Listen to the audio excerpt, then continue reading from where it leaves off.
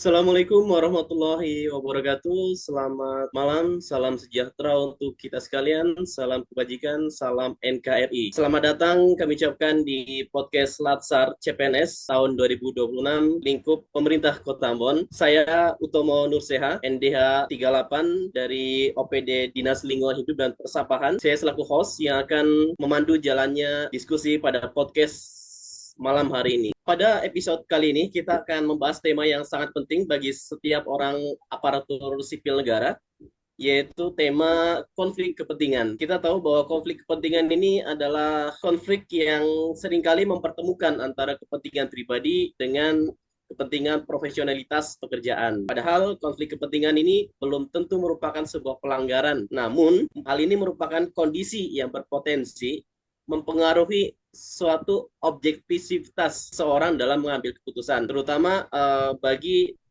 individu-individu atau ASN yang memiliki jabatan-jabatan strategis atau jabatan-jabatan struktural gitu. Baik, untuk membahas topik ini telah hadir bersama saya dua orang narasumber hebat. Yang pertama di sisi kanan saya ada Ibu Jessica Meloa. Beliau merupakan seorang PNS di lingkup pemerintah Kota Ambon di Dinas Kependudukan dan Catatan Sipil. Dan kemudian ada narasumber kedua, Ibu Kurnia Savitri. Beliau merupakan seorang ASN di lingkup pemerintah Kota Ambon, Dinas Komunikasi dan Informatika. Selamat datang kami ucapkan kepada para narasumber. Selamat datang Ibu Jessica dan Ibu Kurnia. Baik, kita langsung saja masuk ke pembahasan yang pertama, yaitu mengenai konflik kepentingan. Saya ingin menggali pertama terlebih dahulu mengenai apa sih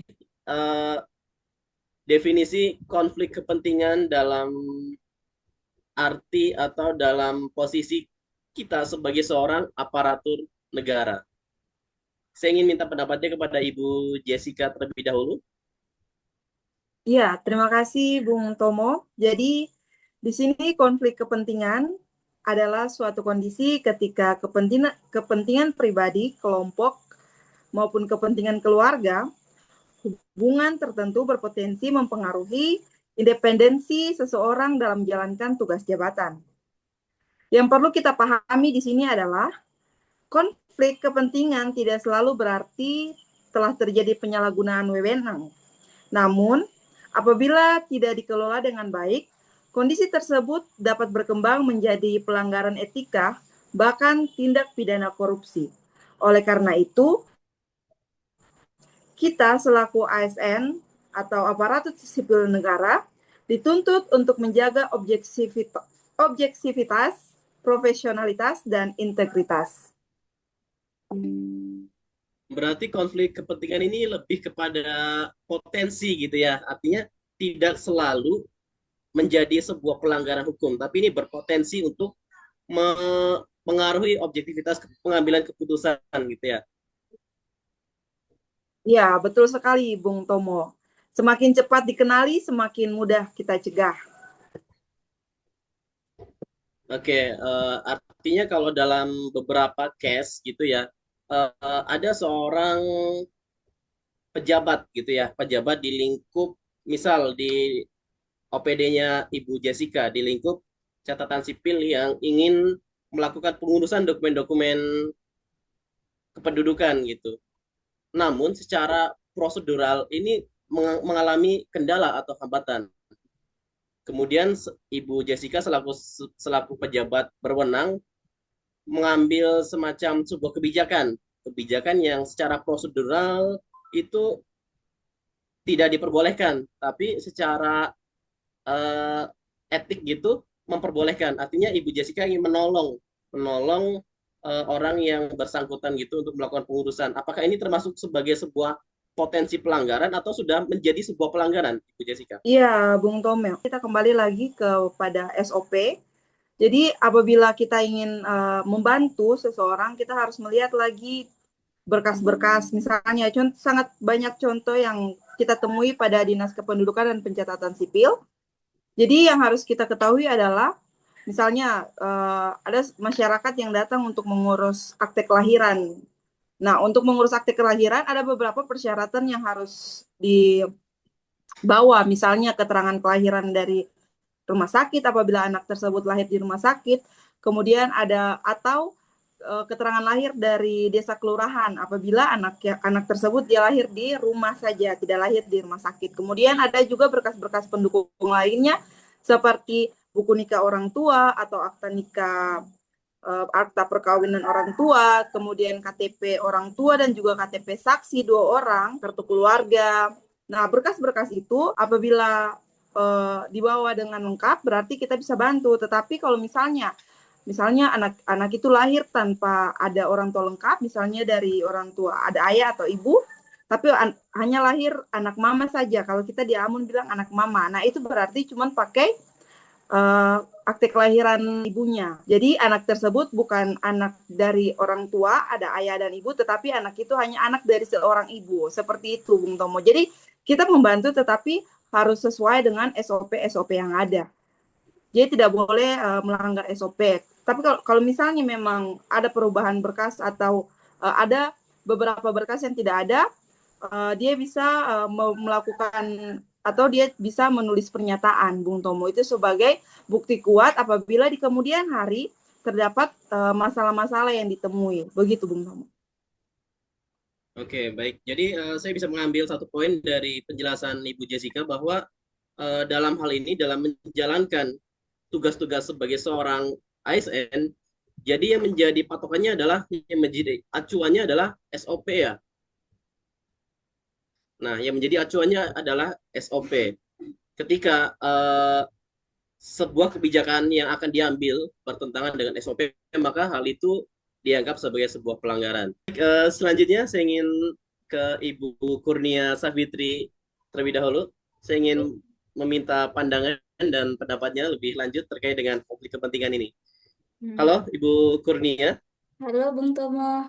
Dari sudut pandang instansi di Dinas Komunikasi dan Informatika, pengambilan keputusan di kebijakan-kebijakan yang berkaitan dengan IT dan komunikasi massa atau komunikasi pemerintah gitu ya. Gimana pandangan dari Ibu? Baik Bung Tomo, kalau di Dinas Kominfo sendiri nih konflik kepentingannya bisa berupa kerjasama antara media massa, wartawan, yang kalau ditelusuri lebih lanjut ternyata media massa ini atau wartawan ini memiliki hubungan khusus dengan salah satu ASN di Dinas Kominfo.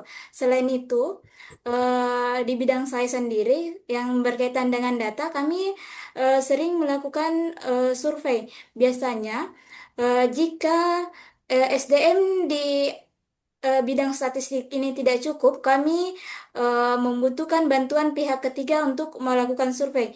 Nah, kan kami butuh menyeleksi pihak ketiga mana yang akan kami terima. Nah, dalam hubungan kerjasama itu juga bisa berpotensi menimbulkan konflik kepentingan. Baik, berarti kalau dalam konteks ini lebih ke ini ya, kayak misalnya itu yang disampaikan Ibu Kurnia, seperti dalam pengadaan barang dan jasa gitu ya. Dalam Nah, artian betul-betul. kita perlu kerjasama dengan pihak ketiga, namun dalam kondisi tertentu kita menguntungkan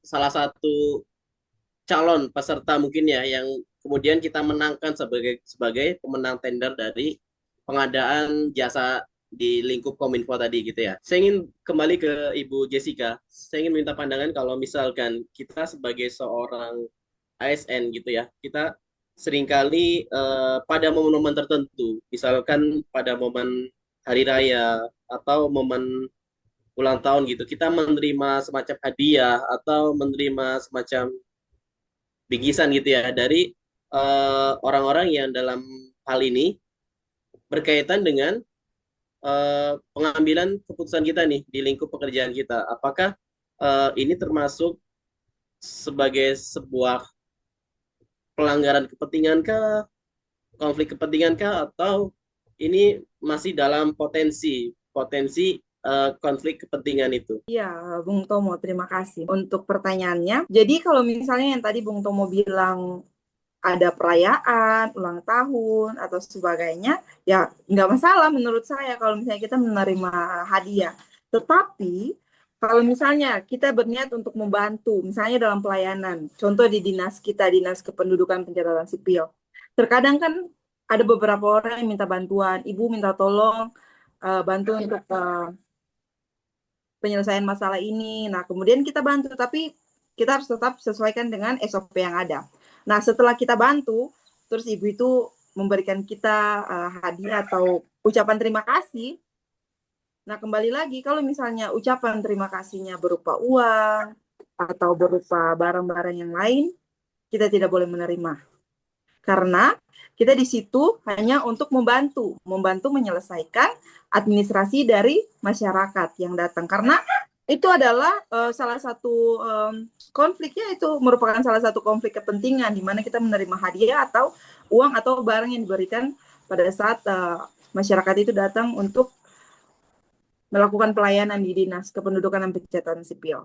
Begitu, Bung. Baik, ini menarik sekali Ibu Jessica bahwa ketika kita menerima hadiah gitu ya, menerima hadiah dari pihak yang sedang dalam pengurusan dokumen atau pengurusan perizinan, ini apakah akan selalu berpengaruh kepada independensi keputusan yang kita ambil, Ibu Jessica? Iya, Bung Tomo, tentu saja dia berpengaruh pada pengambilan keputusan karena satu kali dia menerima berarti akan berulang kembali, dan menerima uang atau hadiah pidana korupsi secara tidak langsung dan merusak integritas seorang ASN, Bung Tomo. Jadi ya sebagai ASN yang berakhlak, kembali lagi kita harus menolak gratifikasi, melaporkan kepada atasan atau unit pengendalian gratifikasi, serta memberikan pelayanan sesuai dengan prosedur yang ada. Begitu, Bung Tomo. Kemudian saya akan mengkonfirmasi lagi ke Mbak Kurnia. Menurut Ibu Kurnia, bagaimana dampak dari konflik kepentingan ini yang tidak terkelola dengan baik, apa dampaknya kepada organisasi atau tempat di mana kita mengabdi gitu? Baik, Bung Tomo. Jika konflik kepentingan ini tidak dikelola dengan baik, maka ini tentunya akan sangat berdampak dengan organisasi karena tentunya akan mempengaruhi keputusan yang diambil oleh jabatan yang bertanggung jawab di konflik tersebut. Eh, Dampaknya ini seperti hilangnya kepercayaan masyarakat terhadap pemerintah, keputusan organisasi tidak objektif, pelayanan publik tentunya juga menurun, dan tentunya kita sebagai ASN juga tidak profesional. Serta dalam konflik kepentingan ini berpotensi KKN, Bung Tomo, seperti korupsi, kolusi, dan nepotisme. Dari beberapa contoh di atas tentunya eh, kredibilitas kita sebagai instansi pemerintah ini tentunya akan sangat dipertanyakan oleh masyarakat, Bung Tomo. Seperti itu. Jadi sebenarnya kerugian terbesar dari potensi konflik kepentingan maupun konflik kepentingan ini adalah bukan terletak dari seberapa besar kerugian materi saja gitu ya, tapi lebih kepada hilangnya trust publik kepada instansi pemerintah gitu. Betul, Bung Tomo. Sebagai pelayanan publik itu, kepercayaan publik itu adalah modal utama. Ketika kita sudah kehilangan kepercayaan publik, bagaimana publik mau mempercayakan urusannya kepada kita? Selanjutnya, bagaimana cara mengelola konflik kepentingan ini agar tidak berdampak negatif pada organisasi, Bu Kurnia? Ada beberapa langkah yang bisa kita lakukan, seperti mengidentifikasi potensi konflik kepentingan ini sejak awal ketika kita berhubungan dengan pihak tersebut. Yang kedua, melakukan disclosure atau pengungkapan. Semisal kita akan membuka hubungan kerjasama dengan pihak tertentu. Kita ASN yang bekerja di instansi itu memberikan pengungkapan kepada atasan bahwa saya ada hubungan keluarga atau teman lama dari pihak ini. Selanjutnya, kita sebagai ASN tentunya harus mengikuti SOP dan kode etik instansi kita. Dan yang paling penting adalah kita membangun budaya integritas sebagai ASN yang berakhlak. Begitu, Bung Tom. Oke, apabila ini dikaitkan dengan nilai-nilai berakhlak, langkah tersebut sangat mencerminkan nilai akuntabel, loyal, kompeten, dan harmonis gitu ya. Betul sekali, Bung Tomo. Kita tahu sendiri bahwa nilai berakhlak ini menjadi pedoman kita sebagai ASN dalam menjaga profesionalisme dan mencegah konflik kepentingan berkembang menjadi pelanggaran. Seperti itu, Bung Tomo. Baik, terima kasih kepada kedua narasumber kita pada malam hari ini. Terima kasih Bu Jessica Melowa dan Ibu Kurnia Safitri. Terima Terima kasih, Bung kasih Tomo. sudah menyampaikan dan berbagi pandangan dalam diskusi singkat di malam hari ini. Semoga apa yang sudah disampaikan, apa yang sudah dibagikan kepada kami semua bisa bermanfaat dan menambah wawasan kita semua. Baik pemirsa, dari pembahasan hari ini kita belajar bahwa konflik kepentingan merupakan kondisi yang berpotensi mempengaruhi objektivitas ASN. Meskipun belum tentu merupakan pelanggaran, konflik kepentingan harus dikenali sejak dini dan dikelola melalui keterbukaan atau transparansi, kepatuhan terhadap aturan, serta menjunjung tinggi integritas. Dengan demikian, pelayanan publik dapat berjalan secara profesional, transparan, dan dipercaya oleh masyarakat. Saya Utomo Nurseha, selaku host pada malam hari ini, mengucapkan terima kasih sudah menyaksikan kami. Sampai bertemu pada podcast Latsar selanjutnya. Assalamualaikum warahmatullahi wabarakatuh. Sejahtera untuk kita sekalian. Salam NKRI, salam bela negara.